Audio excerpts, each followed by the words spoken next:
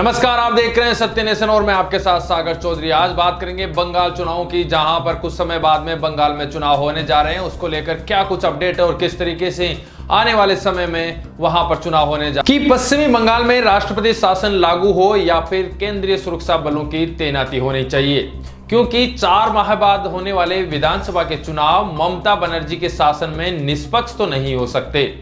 राज्यपाल को कुछ समझती है नहीं और अब केंद्र सरकार के अधिकारों को भी चुनौती दे रही है वहां की मुख्यमंत्री। आपको बता दें कि 14 दिसंबर को भी पश्चिमी बंगाल में भाजपा कार्यकर्ता सुखदेव का शव एक तालाब के किनारे पड़ा मिला था।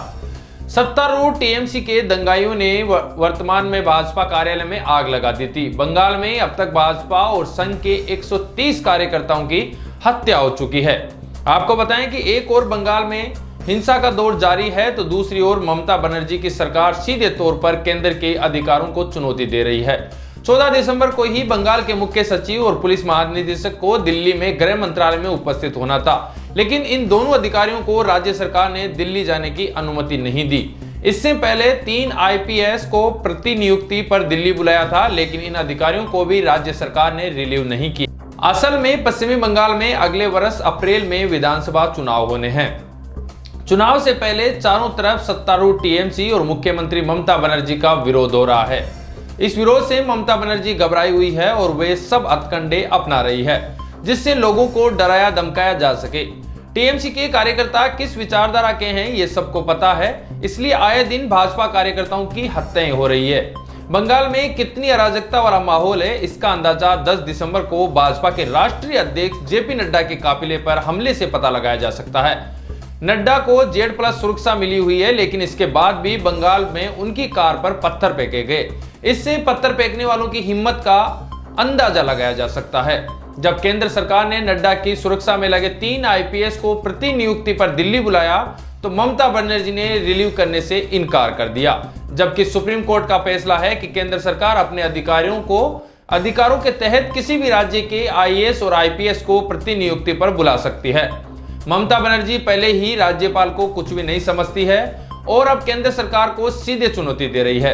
ममता को लगता है कि पश्चिमी बंगाल उनका और उनके समर्थकों का देश है, इसलिए वे अपनी मर्जी से शासन करेगी।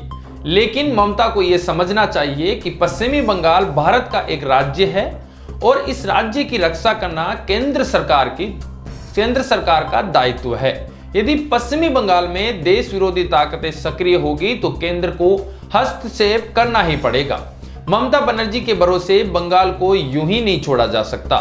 ममता बनर्जी को लगता है कि मतदाताओं को डरा धमकाकर तीसरी बार मुख्यमंत्री की कुर्सी हासिल कर ली जाए। यह सही है कि मौजूदा हालातों में बंगाल में निष्पक्ष चुनाव नहीं हो सकते हैं। ऐसे में या तो राष्ट्रपति शासन लागू करना पड़ेगा या फिर केंद्रीय सुरक्षा बलों की तैनाती करनी पड़ेगी। केंद्र सरकार को राज्यपाल जगदीश धनखड़ की रिपोर्टों को गंभीरता से लेना चाहिए। धनखड़ ने समय समय पर पश्चिमी बंगाल की कानून व्यवस्था को लेकर रिपोर्ट भेजी है। ममता ने कई बार राज्यपाल धनखड़ का भी अपमान किया है। किसी भी राज्य में राज्यपाल देश का राष्ट्रपति के प्रतिनिधि होते हैं। राज्यपाल के अपमान का मतलब है राष्ट्रपति का अपमान करना। सब जानते हैं कि ममता बनर्जी प्रधानमंत्री नरेंद्र मोदी के बारे में भी आपत्तिजनक टिप्पणी करती रहती है।